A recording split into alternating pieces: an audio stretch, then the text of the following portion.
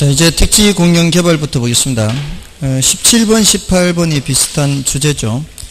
그 중에서 17번을 좀 보겠습니다. 공영 개발이라고 하면 이제 매수 수용 방식을 전제로 하고요. 직접 개입을 말하는 겁니다. 1번에 그 택지 공급을 시장에 맡길 경우 효율적인 공급이 이루어지지 않을 수 있으므로 공영 개발이 필요하다. 자, 이거는 시장에 맡길 경우에 효율적인 공급이 이루어지지 않는다는 얘기는 이제 시장 실패가 발생한다는 얘기죠. 그러니까 정부가 시장에 개입하는 이유는 둘 중에 하나예요. 하나는 시장 실패를 수정하기 위해서 하는 거 있고요. 하나는 사회적 목표를 달성하기 위해서 하는 게 있죠. 그래서 맞는 말이고요. 그 다음에 환지 방식에 비해 간보의 복잡성을 피할 수가 있죠. 환지 방식은 간보라는 걸 하게 되잖아요. 그 간보율을 정하는 것이 어렵단 말이에요. 그리고 사업 시행자의 자금이 많이 소요되지 않는 장점이 있다. 뒷부분이 틀렸죠.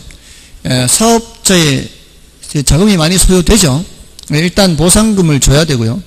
사업을 시행을 해야 되기 때문에 그 비용이 많이 들어요. 근데 환지 방식은 채비지, 보류지라는 것으로 인해서 사업 시행자의 자금이 많이 사용되지는 않습니다. 2번이 틀렸고요. 그 다음에 토지 소유자에게 개발이익이 귀속되지 않으므로 토지 수용 시 협의에 불응하는 경우가 있죠. 그리고 대규모 사업의 시행 시 막대한 용치 보상 지출로 인해 통화량 팽창과 주변 지역의 집가 상승이 우려됩니다. 자, 이 세종시 이 보상 용치 보상금이 얼마나 풀렸을까요? 몇 조 정도 안 될까? 몇 조? 그죠? 몇 조 될 것 같아요? 혹시 아시나요? 5조요? 그 돈이 다 어디에 갔겠습니까? 그 돈이. 주변에 그 돈이 다시 땅 살 거 아니에요. 그 돈이 서울의 강남의 부동산 가격을 올렸을까? 사람들이 서울로 가서 부동산을. 아무튼 그게 돈이 풀리면은 그만큼 또 이렇게 가격이 올라가게 되는 거죠. 주변 특히 이제 대토를 많이 사는 대토를 많이 사니까 주변 지역 집가 상승이 이제 우려가 되는 거죠. 그다음에 택지 공영 개발 사업의 결과 개발 대상 지역을 전면 매수하게 되면 당해 지역의 개발이익의 사회적 환수가 가능하다는 장점이 있죠. 그러니까 매수를 할 때 개발이익을 배제하고 보상금을 주기 때문에 그렇게 되는 거죠. 자, 됐고요. 나머지는 이제 여러분이 좀 봐주시고요. 다음에 넘어가시면은 이제 환지 방식, 매수 방식 비교하는 게 있죠. 자, 이것도 이제 같은 연장선상의 문제인데 19번, 20번을 좀 비슷한 19번을 보겠습니다. 환지 방식과 매수 방식에 대한 설명이다. 틀린 것은 1번에 환지 방식에 비해 매수 방식은 공공의 재정 투자를 최소화할 수 있다. 공공의 재정 투자를 최소화하는 것은 환지 방식이죠. 1번이 바로 틀렸고요. 매수 방식은 개발이익을 배제하여 손실 보상을 함으로써 개발 지역 내 개발이익을 국가에 기속시킬 수 있다. 이건 맞고요. 그 다음에 매수 방식에 의하면 계획적인 토지 이용이 가능하고 개발 기간을 최대한 단축할 수 있다. 매수 방식은 전면 수용하는 방식이기 때문에 반대하는 의견이 있어도 그냥 밀고 들어가 버리면 되죠. 수용 재결 절차를 거쳐서. 다음에 3번의 매수 방식에 의하면 계획적인 토지 이용이 가능하고 개발 기간을 최대한 방금 했죠. 4번의 환지 방식은 간보의 복잡성 문제가 있고요. 다음에 환지 방식은 권리가 축소되는 방식이며 매수 방식은 권리가 소멸되는 방식이다. 자, 이거는 환지 방식은 간보를 하기 때문에 원래 땅보다는 적게 돌려주죠. 그것을 권리가 축소된다 그래요. 그리고 매수 방식은 아예 소유권이 사라져 버리기 때문에 소멸이 된다라고 하고요. 자력 개발 있죠. 자력 개발은 권리가 불변이다 그래요. 자력 개발은 권리가 불변. 정답은 1번이었고요. 자, 기출문제 21번을 좀 볼까요? 21번에 부동산 개발의 위험에 관한 설명으로 틀린 것은, 자, 1번에 워포드는 부동산 개발 위험을 법률 위험, 시장 위험, 비용 위험으로 구분하고 있다. 이런 지문을 읽을 때요, 법률 위험, 시장 위험, 비용 위험으로 구분했던 사람이 워포드였던가? 이런 고민을 하면 안 돼요. 그런 거 가지고 틀린 지문으로 안 만들어요. 이걸 고민하는 거는 거의 초등인 수준이에요. 그러니까 이 사람 이름하고 이게 짝짓기 이게 이거 이 사람이 맞는가 이런 거 고민하는 거 아닙니다. 그리고 또 혹시라도 또 우리 앞에 총론에서 민법 99조 1항에 의하면 부동산이라 하면 토지 및 그 정착물이다 이렇게 하는데 그게 99조 1항이든가 2항이든가 이렇게 고민하는 거 아니다 이 말이에요. 그런 거 가지고 이렇게 매치시켜서 틀린 지문 만들지 않는다고요. 만약에 그렇게 해서 틀린 지문을 만들었다면 그 사람은 그 다음부터 출제위원으로 들어올 수 없을 거예요. 수준이 초딩 수준이라고 그렇게 하는 거는. 아시겠죠? 이건 당연히 옳다라고 생각을 하시면 돼요. 다음에 이번에 부동산 개발 사업의 추진에는 많은 시간이 소요되므로 개발 사업 기간 동안 다양한 시장 위험에 노출될 수가 있죠. 기간이 길다 보니까 그 사이에 뭐 별의별 얘기가 다 나올 수 있잖아요. 지금도 보세요. 세계 경제가 한 2, 3년 이렇게 되는 기간 동안에는 잘 진행되다가 이 미국의 트럼프 같이 미친놈이 대통령으로 돼가지고 무역 전쟁을 한다네 만다네 이 분탕질을 하고 있잖아요 지금. 예전에는 미국이라는 이 국가가 세계 경제가 혼란스러울 때 이걸 안정화시키는 역할을 했는데 오히려 지금 더 불안하게 만들고 있죠. 이런 것들이 개발 사업하는 중에 왔다 갔다 할 수 있죠. 환율이 갑자기 올라가가지고 이제 원자재 가격이 올라가서 비용이 많이 발생한다거나 이런 여러 가지 나타날 수가 있고요. 국내적으로는 갑자기 탄핵 사태가 생기고 이 사업 원래 이 정치하고 사업이라는 게 굉장히 밀접한 관련이 있잖아요. 제가 아는 원장님은 자기 외갓집이 원래 굉장히 부동산 부자였대요. 근데 몰빵을 한 거예요. 부동산에. 수백억 몰빵을 해가지고 이 개발 사업을 하려고 하는데 박정희 시해당한 거죠. 그 힘으로 하려고 했는데 갑자기 시해당해 버렸으니까 이제 믿어줄 사람이 없는 거잖아요. 거기에 이제 수백억 자산이 다 부동산에 가 있는데 대출을 받아서 하는 보통 대출을 받아서 하는데 대출금까지 들어가 있잖아요. 이 대출금 이자가 이제 감당이 안 되는 거죠. 이 개발 사업이 빨리 진행이 되어야 이제 분양도 하고 이렇게 수입이 들어오는데 안 되니까 그냥 한순간에 전 재산 다 날리는 거죠.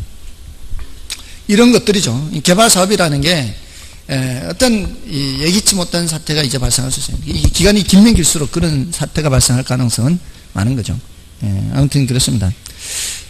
다음에 3번 지문은 개발 사업의 진행 과정에서 행정의 변화에 의한 사업 인허가 지연 위험은 시행사 또는 시공사가 스스로 관리할 수 있나요?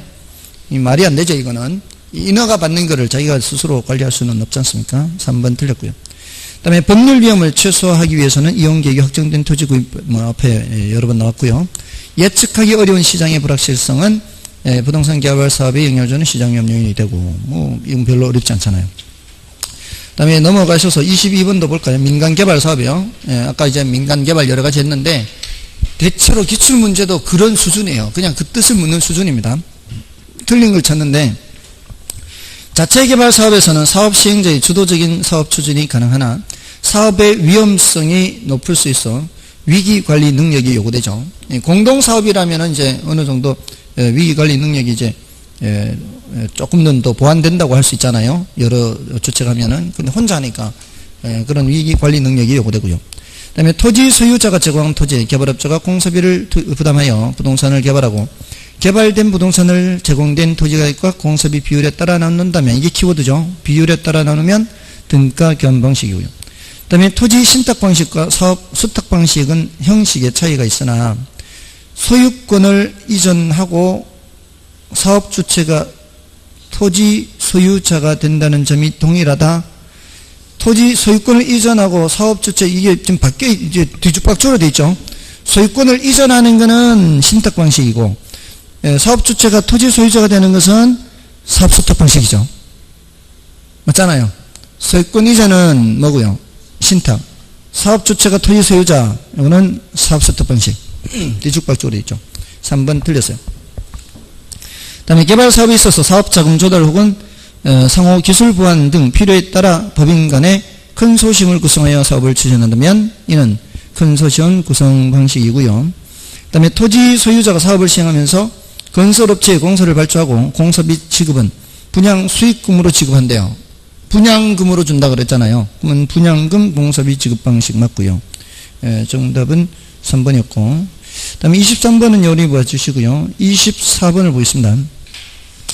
자, 24번에 부동산 개발에 관한 옳은 설명으로 묶인 것은 했어요. 기억에 시장성 분석이요. 그 시장성이 있냐 없냐. 이건 개발된 부동산이죠. 그 대상 개발 사업에 초점을 맞추니까 개발된 부동산이 현재나 미래 시장 상황에서 매매 임대될 수 있는 가능성 정도를 조사하는 거. 이건 맞죠? 기억이 옳은 거고요. 1번, 2번, 3번 중에 답이 있을 것이고, 개발 사업에 대한 타당성 분석 결과가 동일한 경우에도 분석된 사업안은 개발업체에 따라 채택될 수도 있고 그렇지 않을 수도 있다. 자, 이거는 이것도 옳은 표현이죠. 니은도 옳고요. 2번, 3번 중에 답이 있고요. 그 다음에 흡수율 분석의 궁극적인 목적은 과거 및 현재의 추세를 정확하게 파악하는 데 있다. 과거 및 현재의 추세를 정확히 파악하는 게 아니라 미래를 예측하는 데 궁극적 목적이 있죠. 그래서 디귿이 틀렸어요. 디귿이 틀렸다는 얘기는 정답은 3번이 될 것이다. 이렇게 얘기할 수 있는 거죠. 그 다음에 리얼을 보면 리얼의 개발 사업에 있어서 법적 위험은 토지 이용 규제와 같은 사법적인 측면과 소유권 관계와 같은 공법적. 이게 바뀌어 있죠. 토지 이용 규제는 공법에서 하는 얘기잖아요. 소유권 관계, 특히 상린 관계 이거잖아요. 이거는 민법, 사법적인 내용이죠. 바뀌어 있어요. 그래서 디귿 리얼 틀렸으니까 기억님 미음. 미음은 옳은 말이죠. 이건 뭐 여러분이 확인하셔도 되겠고요. 넘어가 있어서 25번 LQ 계산은 여러분이 해보시고, 자, 이제 부동산 관리를 보겠습니다. 자, 이 부동산 관리는 주로 세 파트에서 나온다 그랬어요. 그 세 파트가 부동산 관리 영역. 그래서 자부시 하는 거 있죠. 자산 관리, 부동산 관리, 시설 관리. 자산 관리는 에셋 매니지먼트라 그랬죠. 부동산 관리는 프로퍼티 매니지먼트. 여기 이제 에셋이 범위가 훨씬 크죠. 프로퍼티는 이제 부동산, 특히 건물에 초점을 맞춘 개념이에요. 거기에 초점 맞춘 거고, 그 다음에 여기 이제 맨 밑에 시설 관리는 facility 매니지먼트에서 시설 유지 관리죠. 그래서 이게 가장 적극적 관리로서 소유주의 부를 극대화하는 거죠. 소유주의 부를 극대화. 여기서는 부동산의 운영 수익이죠. 부동산의 운영 수익을 극대화하는 거예요. 맨 밑에 거는 시설 유지 관리죠. 그러니까 요 시설 유지 관리니까 요거는 기술적 관리에 해당하는 거죠. 그리고 이제 관리 내용 하면은 법경기 하는 거 있죠. 법적 관리, 경제적 관리, 기술적 관리. 법적 관리는 무슨 권리 분석이나 권리 관계를 조정하거나 권리, 계약, 예약 이런 단어 들어오고요. 경제적 관리는 수익이나 비용 관점에서 보는 거죠. 또는 이제 회계 관리, 수지 관리. 인력 관리가 여기 들어가죠. 요거 조심하시면 되고요. 토지 도난 방지 대책 이런 거는 법적 관리죠. 기술적 관리는 이제 위생, 설비, 보안, 보전 뭐 이런 것들이죠. 이런 것들 등등. 그다음에 이제 관리 방식에서 자위혼하죠. 그래서 장점과 단점이죠. 이 장점, 단점을 비교하는 겁니다. 요 세 가지 주제가 주로 출제되니까 이것들 위주로 하면 돼요. 그러니까 최근 10년간 12문제인가 3문제 출제됐는데 그 중에서 10문제인가 11문제가 여기서 11문제가 여기서 나왔어요. 그러니까 나머지 두세 문제가 이제 임차인 선정 기준, 그다음에 임대료 산정 방법, 그다음에 건물 생애 주기. 제가 이제 두세 문제 이런 표현을 쓰는 이유가 문제들이 출제가 될 때 한 문제가 다 이것만 묻는 게 아니고요. 한 문제가 다 이것만 묻는 게 아니고 지문들이 섞여 있어요. 이 지문들이 섞여 있어서 딱 꼬집어서 말을 못 하는 거예요. 근데 정답 지문으로만 놓고 보면 여기서 두 문제예요. 정답 지문만 놓고 보면. 그러니까 정답 지문이 여기서 정답이 되도록 한 거는 2문제예요. 나머지 11문제는 다 이쪽에서 정답이 되도록 한 거란 말이에요. 그러니까 압도적으로 이게 중요한 거죠.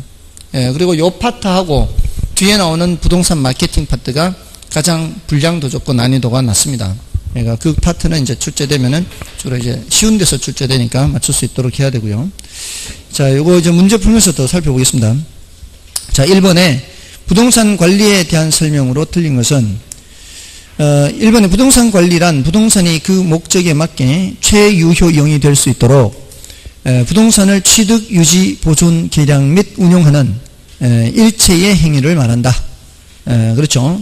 취득해서 처분할 때까지 할 수 있는 모든 것이 바로 관리입니다. 관리. 다음에 2번 기술적 관리란 대상 부동산에 대한 물리적, 기능적 하자의 발생에 따른 필요한 기술적인 조치 및 이에 대한 사전 예방 행위를 말한다. 기술적 관리라는 게 그런 그 얘기를 하는 거죠. 이것도 맞고요. 다음에 혼합관리 방식은 자가관리에서 위탁관리로 이행할 때 발생하는 과도기적 관리 방식이다. 맞죠? 이게 바로 가는 게 아니죠. 자가관리에서 혼합관리로 갔다가 위탁관리로 가는 것이어서 과도기에 적합하다라고 합니다. 그 다음에 4번에 합리적 경영으로 관리 비용을 저렴화할 수 있는 것은 위탁관리 맞죠? 전문적인 관리가 되는 겁니다. 혹시 이제 오해를 하시면 안 돼요. 이걸 위탁을 하게 되면은 수수료를 줘야 되는데 그럼 돈이 더 드는 거 아니냐 이렇게 생각할 수 있지만 사실은 위탁을 하게 되면 수수료는 주지만 소유주는 본업을 할 수 있잖아요. 제가 예를 들어 어떤 빌딩을 갖고 있다. 근데 저는 그 전문가가 아니에요. 그래서 그걸 제가 하다 보면은 오히려 잘 몰라서 잘못하는 경우도 있을 것이고요. 차라리 그냥 관리를 수수료 주면서 관리를 맡기고 저는 제 본업을 하는 게 낫지 않겠습니까? 그렇잖아요. 그 기회비용까지 따져야죠. 본업을 못하고 해야 되잖아요. 직접 관리하면은. 만약에 제가 할 게 없다면 그거라도 해야 되겠죠. 할 게 없다면 뭐 그거라도 해야 되겠지만 그렇지 않은 상황에서라면 차라리 수수료를 주고 하는 게 더 낫다는 거죠. 다음에 그 5번 지문은 토지의 측량 및 경계 확정, 옹벽 설치, 토지 도난 방지 대책 등은 모두 토지 기술적 관리에 해당한다. 토지 도난 방지 대책은 법적 관리에 해당하죠. 맨 뒷부분 때문에 5번이 틀렸습니다. 정답은 5번이고요. 다음에 이제 넘어가시면 2번 문제는 니은은 중요도가 낮아요. 중요도가 낮으니까 니은은 참고로 보시고요. 기억 위주로 보시면 되겠죠. 니은은 참고로 보세요. 그 밑에 3번 문제를 보겠습니다. 3번에 다음 중 부동산의 법률적 관리 내용에 포함되지 않는 것은 법적 관리니까 권리라든가 계약, 예약 이런 표현이 나와야 되겠죠. 그래서 1번에 저당권 말소 등기를 신청한다. 이거 법적 관리 맞죠? 권리 측면이니까. 그 다음에 불법 점유를 당한 부분은 이를 원상복구토록 한다. 이것도 법적 관리 맞죠? 그 다음에 건축법상의 변동이나 도시기획상의 법적 규제를 조사한다. 이것도 맞고요. 4번에 권리 진정성을 조사한다. 이것도 법적인 측면이라고 볼 수 있죠. 5번에 측량을 실시하여 경계를 분명히 표시한다. 이거는 이제 아니죠. 5번이 정답이죠. 그렇게 뭐 어렵지는 않죠. 4번은 여러분이 봐주시고요. 다음에 이제 5번 문제를 보겠습니다. 부동산 관리를 설명한 것이다. 틀린 것은 1번에 토지 경계를 확인하기 위해 경계 측량을 실시하여 확정하는 등의 관리는 기술적 관리에 속한다. 맞죠? 경계 측량 이런 것들은 기술적 관리. 그 다음에 경제적 관리는 임대 건물의 손익 분기점을 파악, 그리고 인력 관리, 회계 관리 및 임대차 계약, 예약 등을 말한다. 자, 맨 끝에 임대차 계약, 예약 이런 것들은 법적 관리로 들어가야 돼요. 그래서 2번이 틀렸네요. 그 다음에 위생관리, 설비관리 및 보안관리는 기술적 관리에 속한다. 이것도 맞고요. 그다음에 부동산을 운영하여 합리적인 순이익을 창출해낸다. 이거는 이제 경제적 관리, 수익, 비용 이런 관점에서 보니까. 그다음에 경제적 관리는 수익성 부동산 관리에서 특히 중요하다. 그렇다고 볼 수 있습니다. 다음에 이제 6번은 여러분이 보시는데 다만 3번 지문이 좀 어려울 수는 있어요. 3번 지문이 좀 어려운데 보통 여러분들 그 자가관리, 위탁관리 할 때 규모가 큰 경우가 자가관리예요. 규모가 작은 경우 자가관리예요. 규모가 작은 경우죠. 근데 규모가 큰데 자가관리를 생각해 보세요.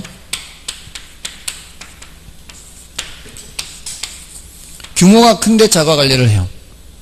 이러면은 지난번에 한번 말씀드렸나요? 제 고등학교 동기가 SK텔레콤에 부동산 관리팀이 있었다고. SK텔레콤에 부동산 관리팀이 있었는데 한 10년 전 얘기예요. 한 10년 전에 거기 있었는데 부동산 관리팀이 있어요. 부동산 관리팀. 전국적으로 SK텔레콤이 보유하고 있는 부동산이 엄청나겠죠. 소유를 하는 경우도 있고 새 들어 사는 경우도 있을 거예요. 지점이 엄청 많잖아요. 직영 대리점도 하고. 그러면은 그거를 그 규모가 큰 회사가 직접 그걸 관리하려면 팀이 있어야 될 거 아니냐고요. 그러면은 자 보통 이제 회사 조직이라는 게 이렇게 피라미드 구조잖아요. 밑에서 위로 이렇게 올라가면서 점점 좁아질 텐데 그러면 그런 팀이 3개에서 부장 하나 올라가는 거 하고 4개에서 부장 하나 올라가는 거 하고 어떻습니까? 4개에서 올라가는 게 더 치열하고 이 인사적체도 심하고 좀 참모 체계도 또 많고 이럴 거 아니에요. 그러니까 직접 관리를 하려면 이런 팀이 있어야 되기 때문에 그만큼 더 방대하게 되는 거죠. 자가 관리하면은. 근데 이거를 외주를 주면 외주를 주면은 그 회사에 부동산 관리 팀이 없어도 되죠. 그러면은 참모 체계가 조금은 더 간소해지죠. 그런 얘기예요. 그러니까 그 3번에 비효율적 인력 관리로 인해서 참모 체제가 방대하고 인사 정체가 심하다. 이 말은 규모가 큰 회사가 부동산 관리를 직접 할 경우에는 그럴 수가 있다는 거죠. 규모가 큰 회사가 그럴 때는 이제 외주를 주면은 그러면은 단순해지는 거죠. 그러면 이제 그 친구는 잘리는 거죠. 그 외주를 주니까. 근데 보통 그럴 때 어떻게 하는지 아십니까? 잘리는 게 아니고요. 그 팀을 따로 분사를 시키는 거죠. 회사를 따로 만들게 하는 거죠. 분사를 시켜서. 회사를 따로 만들게 해서 부동산 관리 회사를 만드는 거예요. 부동산 관리 회사를 만들어서 처음에는 SK텔레콤에서 보유하는 부동산을 주로 관리를 하는 거죠. 그게 뭐예요? 뭐죠? 일감 몰아주기 그런 거잖아요. 일감 몰아주기. 그래서 그 분사를 시킬 때 누구죠? 창업주나 그 가족 중에 누가 이렇게 하면서 이렇게 하는 거 아니에요. 그런 게 다 일감 몰아주기 이런 거 아니에요. 그러면서 이 팀원들은 그쪽에 이제 자회사죠. 자회사에 이렇게 간부급으로 이렇게 들어가는 거죠. 회사들이 다 그렇게 성장하는 거 아닌가요? 그 현대건설로 시작해가지고 현대건설 하다 보면 장비를 많이 사와야 될 거 아니에요. 장비 사오다 보면은 야 이거 차라리 우리가 만들자. 현대중공업 만들고 그래서 자동차도 만들고 또 이거 수출해야 될 거 아니에요. 수출하다 보면은 야 우리가 그냥 배를 만들자. 배 만들어서 거기 이제 판매하는 거죠. 그런 식으로 회사가 이렇게 성장해 나가는 거죠. 아무튼 그런 얘기예요. 3번은 그런 얘기고 나머지는 여러분이 보시고요. 7번을 보겠습니다.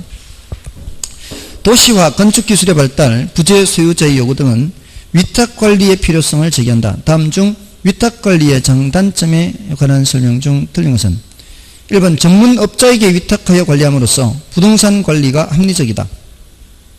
전문업자에게 위탁해서 관리하니까 그런 합리적인 관리가 가능하죠.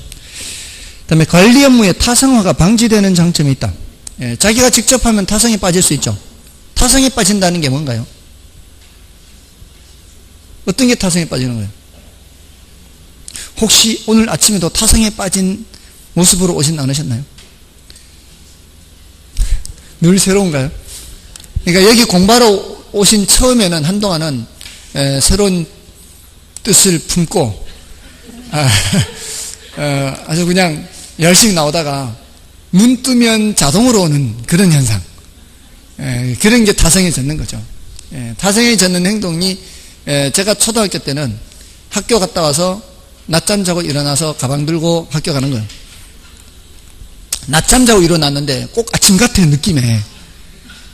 아침 같아서 이게 가방 들고 나가는 거죠. 그게 타성해졌는 행동이 나오는 거죠. 근데 나가는데 사람들이 들어오는 게 많이 보이는 거죠. 뭔가 이제 느낌이 이제 이상한 거죠. 나는 저쪽으로 가고 있는데 많은 사람들이 이제 동네 쪽으로 들어오니까 그제서야 내가 낮잠을 잤구나. 이런 경험 하신 적 없나요? 있죠? 저만 그런 거 아니죠? 다들 그러죠? 아무튼 그런 행동들이 타성해져요. 어떤 새로운 혁신적인 생각을 못 하는 거죠. 옛날에 하던 방식대로 그냥 안주하려고 하는 게 타성해졌는 거죠. 자가관리는 그런 단점이 있는데 위탁관리는 그런 것들이 방지되죠. 그 다음에 관리 수수료를 지불해야 하므로 기회비용을 고려한 전체적인 부동산 관리 비용이 많아지는 문제점이 있다. 여기 틀렸죠? 기회비용까지 고려한다면은 관리 비용이 오히려 절감이 될 수가 있습니다. 그 다음에 부동산 관리를 위탁함으로써 자사 참모 체계를 단순화할 수 있죠. 그러니까 요 6분의 3번하고 연결하면 되잖아요. 6분의 3번하고 위탁관리하면 그렇게 되는 거죠. 그 다음에 관리사 또는 전문관리회사의 신뢰도가 의심스러운 단점이 있다. 이게 가장 큰 단점이에요. 그러니까 위탁관리의 가장 큰 단점이 과연 믿고 맡길 수 있냐 하는 거죠. 믿고 맡길 수 있느냐. 자, 그래서 단점이고요. 정답은 이제 3번이고요. 넘어가시면은 이제 8번, 9번 다 이제 관리 방식들이 많은데요. 그 8번, 9번, 10번 전부 다. 그 중에서 9번을 한 번 더 보겠습니다. 관리 방식의 문제들이 제일 많이 출제됐어요. 9번의 관리 방식별 장단점에 대한 설명 중 틀린 것은 1번에 자가관리 방식은 전문적인 기획관리가 곤란하므로 시설물의 노후화를 촉진시키는 등 비효율적 관리가 나타날 수 있는 단점이 있다. 이거는 그렇죠. 전문적인 관리가 아니니까요. 그럴 수가 있고요. 다음에 2번에 위탁관리 방식에서 관리업체가 영리만을 추구할 경우 부실한 관리를 초래할 우려가 있고요. 이거는 위탁관리의 단점이라고 할 수 있죠.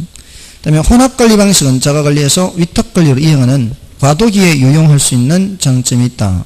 이거는 혼합관리의 전형적인 장점이고, 그 다음에 혼합관리 방식은 자가관리와 위탁관리가 혼합되어 있으므로 관리의 책임 소재가 불분명한 단점이 있다. 이거는 혼합관리의 전형적인 단점이라고 할 수 있죠. 그 다음에 위탁관리 방식은 관리하는 각 부분을 종합적으로 운영할 수 있을 뿐만 아니라 기밀 유지에도 유리하다.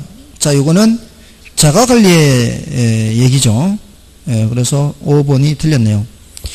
여기 이제 위탁관리가 아니라 자가관리. 혼합관리 하면 이제 양쪽의 장점을 다 얘기해도 됩니다.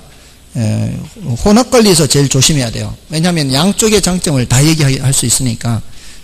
그리고 양쪽의 단점을 다 얘기할 수 있으니까.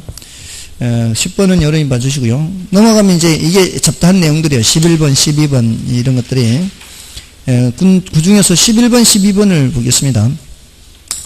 11번의 다음은 건물의 생애 주기에 대한 설명이다. 옳은 것은 건물의 생애 주기는 이제 그 순서가 전신, 안, 노, 완 뭐 이렇게 가죠. 전개발 단계. 전개발 단계가 어떤 단계예요? 개발하기 전이잖아요. 개발하기 전에 뭘 하나요? 어떤 것들을 해야 돼요? 개발하기 전에 조사를 해야죠. 조사. 어떤 거를 지으면 좋을까, 어떤 식으로 개발하면 좋을지 조사를 해야 될 거 아니에요. 그리고 계획도 세워야 되겠죠. 그리고 뭐 설계 같은 것도 이때 해야 되겠죠. 그렇게 생각하면 돼요. 이게 뭐 복잡하게 생각하는 게 아니라 개발하기 전에 뭘 할까? 뭐 조사를 한다거나 뭐 계획을 세운다거나 설계를 한다거나 뭐 이런 것들이에요. 그 다음에 이제 건축을 해야 될 거 아니에요. 그 건축이 이제 신축한 신축. 신축 단계가 기간이 그렇게 길지는 않아요. 전체 건물 생애 주기 중에서 신축 단계는 뭐 그렇게 오래지 않습니다. 짧죠. 가장 긴 기간이 안정 단계예요. 그 다음에 이제 노후 단계, 그 다음에 완전 폐물 단계, 이렇게. 그러니까 가장 긴 기간이 지금 안정 단계잖아요. 물론 이제 건물의 물리적, 기능적 유용성이 제일 높은 단계는 신축 단계가 되겠죠. 그리고 처음에 계획했던 그 모습과 신축했을 때의 모습이 일치하는 경우가 많을까요? 일치하지 않는 경우가 많을까요? 처음에 계획했던 거하고 건물 이제 계획할 때의 모습과 건물이 완공됐을 때의 모습이 일치하지 않는 경우가 많대요. 일치하지 않고 다른 모습이 될 경우가 많대요. 예전에 그 수험생분 중에 건축업자가 있었는데 한 3, 4년, 4, 5년 전인가요? 근데 이제 그 야간에 수업을 들었는데 그 저하고 가는 방향이 똑같았어요. 학원 마쳐 이렇게 가는 방향이. 그래서 매주 그날은 그분하고 막걸리 마시는 날이었어요. 결국은 이제 그 건축업자인데 1년 일하고 1년 쉬는 사람이었어요. 그러니까 쉴 때였죠. 그때가 쉴 때니까 이제 수업 들으러 온 거죠. 근데 매주 이제 저하고 같이 목요일인가 하여튼 그때는 막걸리 마시는 날이었어요. 근데 그분이 결국은 1차만 합격했어요. 제가 굉장히 죄송하죠. 왜냐하면은 1년에 한 번, 2년에 한 번 공부하는데 1차만 합격했으니까 그 이듬해는 공부를 못 하잖아요. 결국은 안 된 거죠. 결국은 안 됐는데, 근데 그 양반은 없어도 돼. 뭐 건축업 하면 됐지 뭘 공인중개사까지 뭘 해요. 그래서 지금도 자격증이 없어요. 그래도 1년에 한 번씩은 만나요. 그래도 1년에 한 번씩은 만나는데 그 양반이 이제 술 먹으면서 이런 뭐 건축 얘기를 많이 해요. 건축 얘기 많이 하는데 계획대로 되는 경우가 거의 없대요. 그러니까 건축주가 이렇게 설계 도면을 이렇게 하잖아요. 뭐 건축주가 하지 않는 경우라 하더라도 원래 이렇게 하려고 생각했던 것이 설계 도면에서 보는 거하고요. 실제로 건물이 올라갈 때 보는 거하고 차이가 많이 난대요. 그래서 특히 건축주들 같은 경우에는 원래 자기가 생각한 창문의 위치라든가 뭐의 위치 이게 마음에 안 드는 거죠. 수시로 바꾼다. 수시로. 뭐 창의 위치를 바꾼다거나 크기를 바꾼다거나 뭐 이렇게 뭐 뭔가를 자꾸 바꾸는 거예요. 그래서 이제 공사 기간도 길어지고 막 그런데요. 공사 기간도 원래 계획했던 것보다 길어지고 비용도 더 많이 발생하고 자꾸 이제 설계 변경이 들어가니까. 그래서 일치하지 않는 경우가 많대요. 아무튼 그렇다 하더라도 뭐 건물의 물리적 기능적 유용성은 이때가 제일 높죠. 근데 이제 주로 경제적 수입, 그 임대료 수입이 발생하는 단계는 안정 단계가 되죠. 가장 긴